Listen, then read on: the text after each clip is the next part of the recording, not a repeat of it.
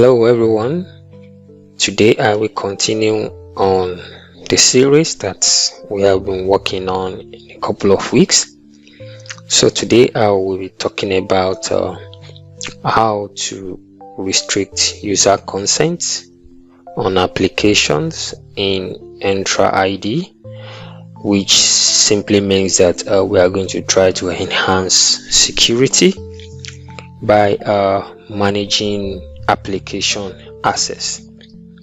Maybe if you don't understand what I mean as I continue in the tutorial, you will have a full understanding. But let me just give you a brief introduction about it. It simply means that you're trying to kind of reduce the amount of access that individual users in your organization have to accepting application for use in the organization. So we will actually focus on trying to enhance organizational security by managing application access permission in Entra ID or Azure AD, as the case may be. So this actually provide actionable steps to minimize security risk with unrestricted user access, granting consent for application in the organization. I don't know, maybe you have actually seen it before, whereby you are trying to use an application and the application will request that you grant permission on behalf of the organization, so which is something that is really exposing the organization to risk if this kind of permission are not really curtailed. So that is what I'm going to talk about in this lesson. So let me go to my next slide. So the risk of unrestricted user consent, what exactly it's all about. As I've mentioned earlier, user can actually grant access to consent to such application and thus exposing sensitive information, because usually some of these application would want to gain permission, maybe to either read calendars or to read emails or to read something important in a user's profile or in the organization profile.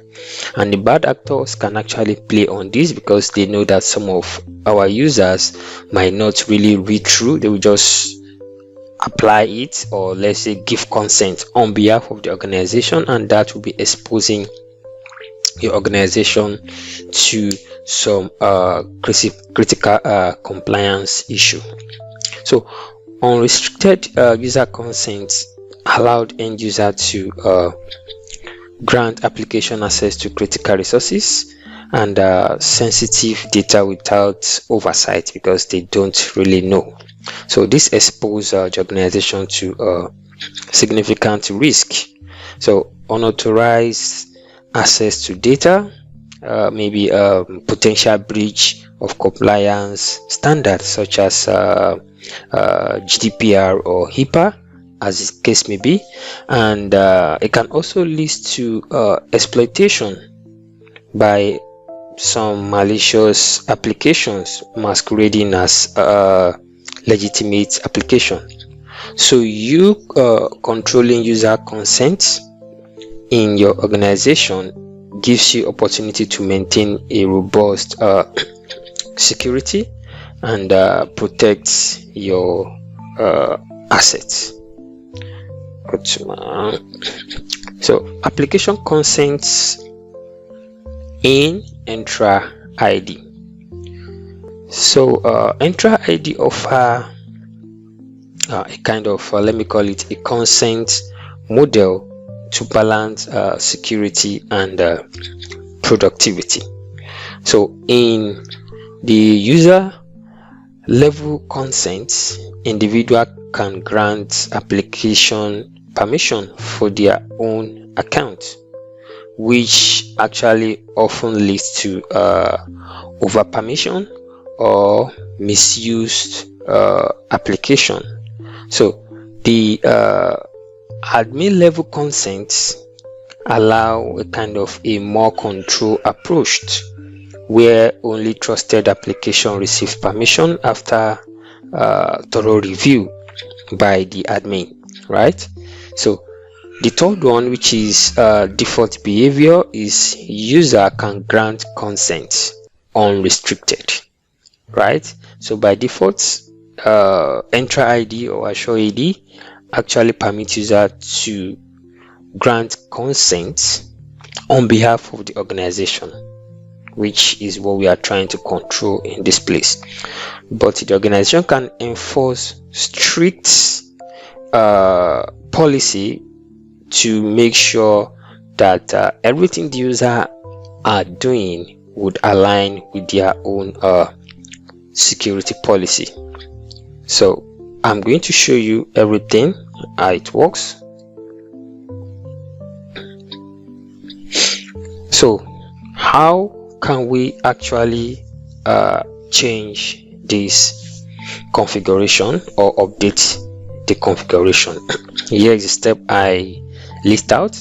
You log on to Entra ID portal, then you navigate to identity, then to application, then to enterprise application, then you scroll down and click on the consent and permission, then you select do not allow consent to apps, and then you save the changes. So I'm going to walk you through a practical session of what I'm trying to say, so that you can have a full understanding of what I'm talking about. So I will go to my admin portal to show you what exactly I'm talking about. So here I am on my portal. So I have signed in as Alex. So Alex is a normal user and does not have any admin rights. So what I'm going to do is I'm going to add apps. So I want to use this to actually reproduce what I'm talking about in case you have not seen that before. So let me try to use this. Hopefully this will portray what I'm trying to do. So it might not necessarily be apps from Teams. It might be maybe a link that was shared with the user and the user will accept and then give it consent to communicate or view some things in the tenant and all that. So let me just try to use something that I feel would request that permission, because most likely not all the apps we need permission, some might not need. So this is not an attempt to play down on any app or anything. It's just to show what I'm trying to talk about. So if you click on some of these apps here, you will see that some of them require different kind of permission to perform the activities they would do. Like this one I have here, you can see these are some of the permission this app will need to function. And for an app to be getting some of these permission might be against your policy whatsoever, you know, it's just an example. So maybe it goes against the organization policy, is exposing your data to an outsider and whatsoever the case may be. So let's say for example I want to use this app. For example, if I say add this app, let's see. Okay, yep, seems to show up. Let me see. Okay.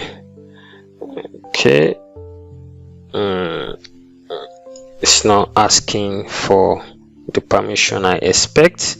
Let me try Zoom, maybe. Let's see, Zoom, maybe. So you can see Zoom also requests some permission, as the case may be. So let's see.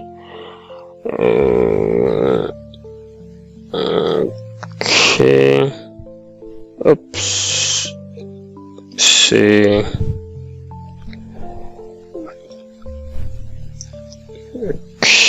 Okay. It's not asking me for permission. Let me see.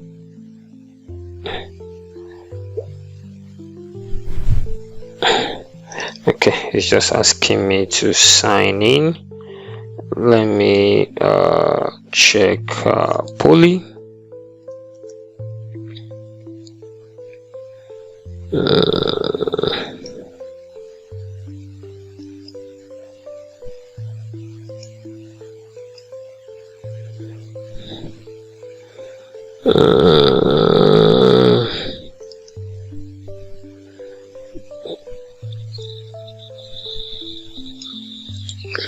So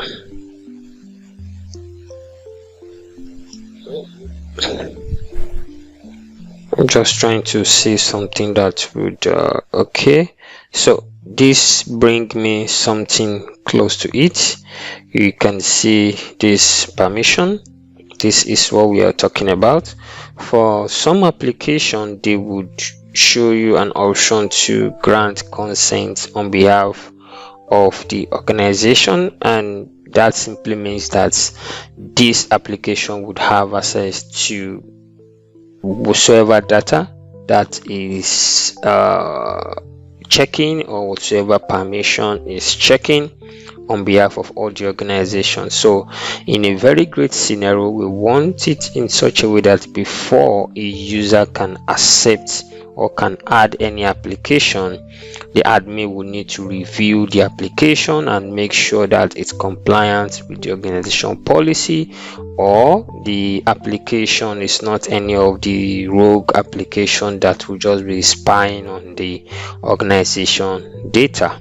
So let me go back to my slide where I would show you how to set up or provide the setup such that it will be a workflow that admin will need to approve before any app can be used in the organization.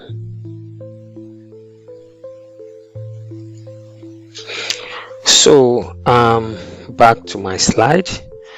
So this is the step we are going to follow to disable that user consent, such that the user would need permission from the admin before they can use any of this application. Or to put it in a better way, we need to enable admin consent workflow.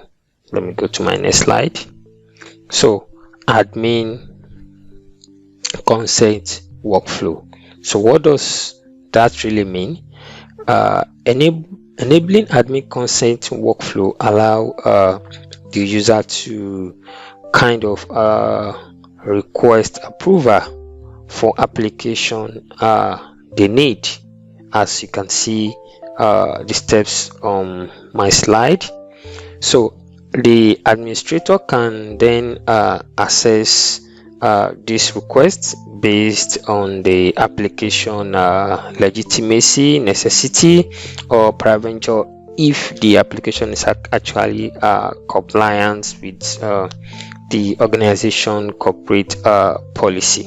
So the workflow we ensure collaboration within the organization, while we also maintain oversight and maintain safe business environments, such that we wouldn't just give consent to any application to spy on our information on the tenant.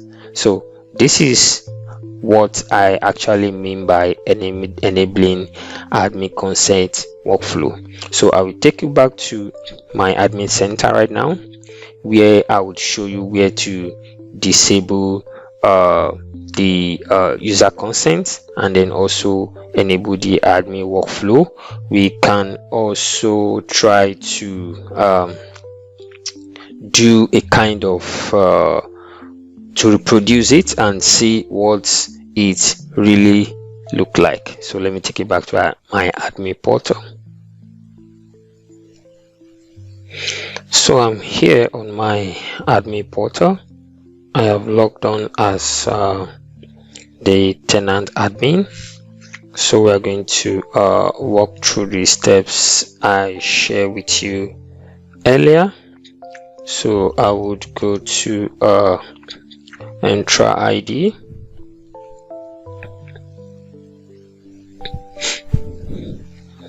I'll go to Entra ID. Just give it for some seconds for my tenant to load. So here on Entra ID, I would go to identity. Under identity, we'll go to applications. Under applications, I'll go to enterprise applications, and under enterprise application, I'll scroll down to consent and permission. So consent and permission. Under consent and permission, you will see that the default setting is allow user consent for apps, which is not what we want. You can see all user can consent for any apps to access the organization data, and that is a risk we are trying to block.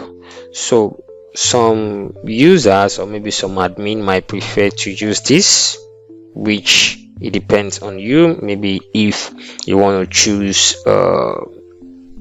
automatically allow the application that Microsoft has classified as low risk, that is meant to you, or the one you yourself has classified as low risk. So you can do that, but I think this would be the best, so that you can actually control everything.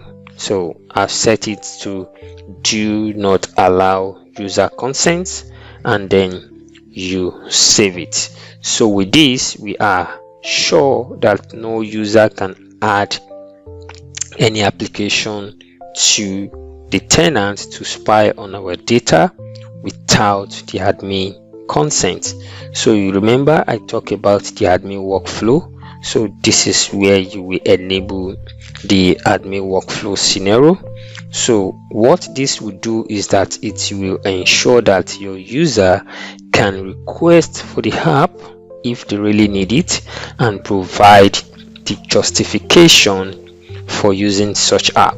So from here you can see user can request, then you enable user can request, and then you come in here and assign the users that can review the request. Usually maybe any of the administrator.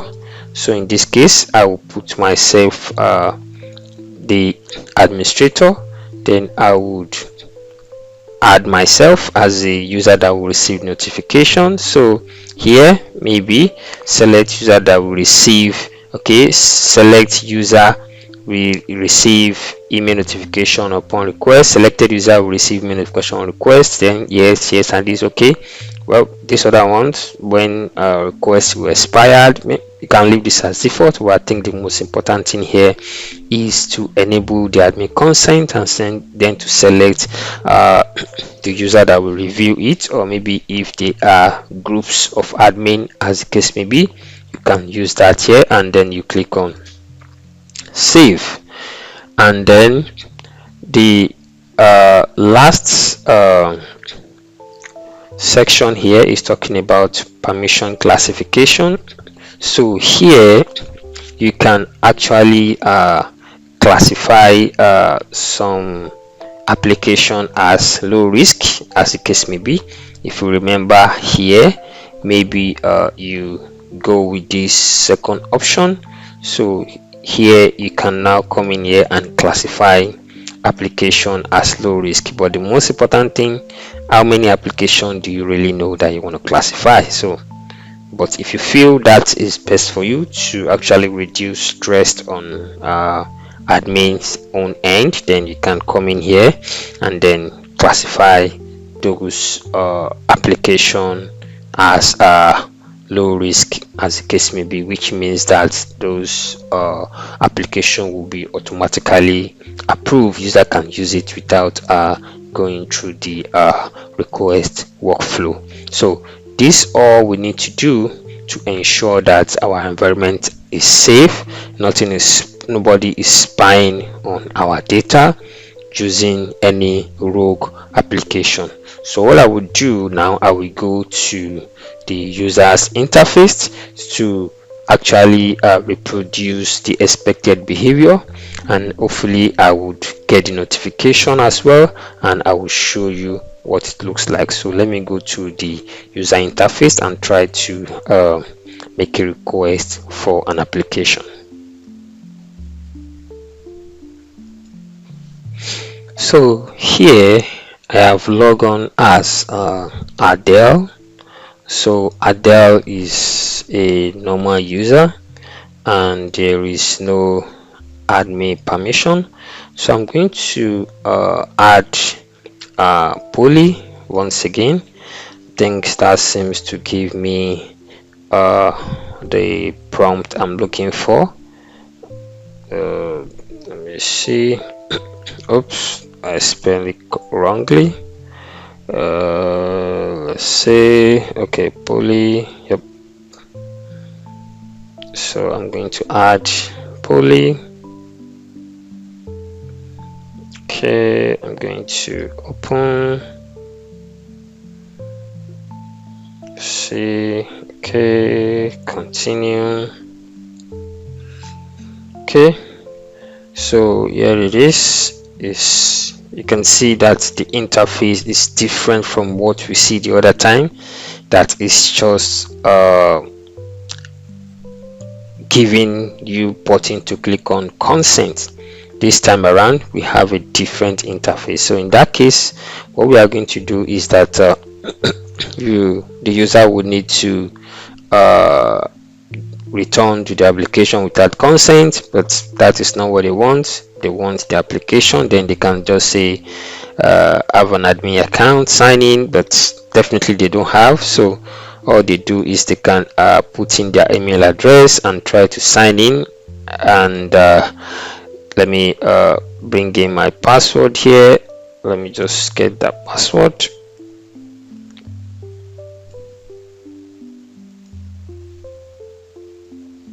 So in that case, when they try to sign in, definitely they don't really have permission to sign in.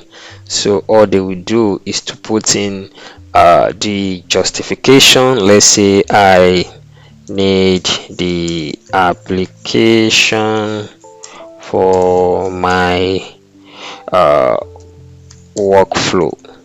So you can see this time around it's showing requests. So all I need to do, or maybe all the user needs to do, is to say request. So once the request this way, the request will come to me as an admin, and then I can review the application, and I can determine to actually approve the request, or I block the apps, or I do whatsoever I want to do.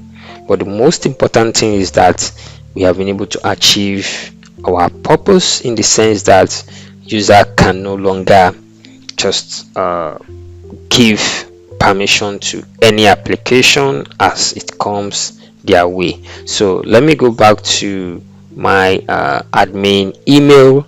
Hopefully I should have received this email or this notification request. If at all, if I have not, I believe it will come. It might take some minutes, but let me go check my admin account and then try to approve this application. So here is my admin account again. Let me check. Hopefully I should have received notification in my email. Let's just give it a few seconds. Let me see. I think not yet. It does not come. Let me do a little refresh. Okay. Not yet. So while I wait for this request, I can also manually go and review the request, but let me just keep doing other things while I wait for the request, so you can really see what it looks like. So while we wait for this, so let me go back to the consent page. So here on the enterprise application page, you can actually review and make consent requests manually, but that is not what we want, because we cannot be coming here every now and then. But I'm just showing you this, so you can see under admin consent request, you can see poly is already showing here pending request. But typically what we want is we should get the notification on my email. So I think what I'm going to do, I might just pause this recording and wait for the admin email to come to my the request to come to my email, so that I can show you. But in case if it delays in like 5 minutes, I will just continue my recording, which I believe you will definitely see it when you try to go through this by yourself. So I'm going to pause it right away and wait for it. Hello. So I actually review my email. So I noticed that the admin consent is already on my email. So here it is. So it was actually there already. So you can see, say please review the admin consent request for poly by blah blah blah blah blah. So this is the user that is requesting the consents. This is app name. So this is a justification, as you can see. So I am the admin, then I can really determine if I can proceed with this request or not. So if I click here, it should take me to the request page, where I can duly review the application, review all the permission that the application is requesting, and then I determine if this application really worth approving or not. So from here I can see the requester. I can go ahead and study more about the application, and I determine what and what not. So here I can approve the application. Then see it now, I am the one accepting the consent, unlike the other way around where my user is the one accepting it. So I'm accepting it on behalf of my organization. So in that case, I can control what is being used on my application. Then I'm sure that none of my user can actually bring in any rogue application that can spy on our data or gives any compliance concern. So let me go back to my slide. So I have actually demonstrated how to enable the admin consent workflow, and at the same time how to disable the consent for users. Let me go my next slide. So here on my next slide is talking about monitor and manage permissions. So continuous monitoring of application permission is non-negotiable in a secure environment, and Entra ID has provided visibility into how you can check all these things. So it allows you as an administrator to monitor, identify patterns of unusual activities. You regularly review and grant permission, and that can help to detect over permission, and you can actually revoke access and where necessary.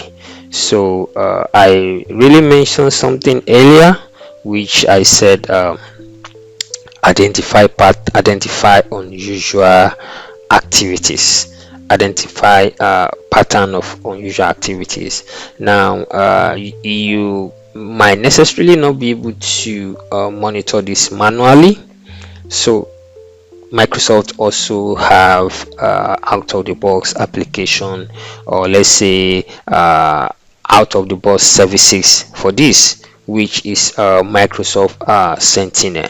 So Microsoft Sentinel actually help to monitor some of these things, and then with the help of using Azure sign-in to monitor some of these things, and then the alert and notification are brought into one place using Microsoft Sentinel, and then automate and automatic email to you to notify you when some of these things happening.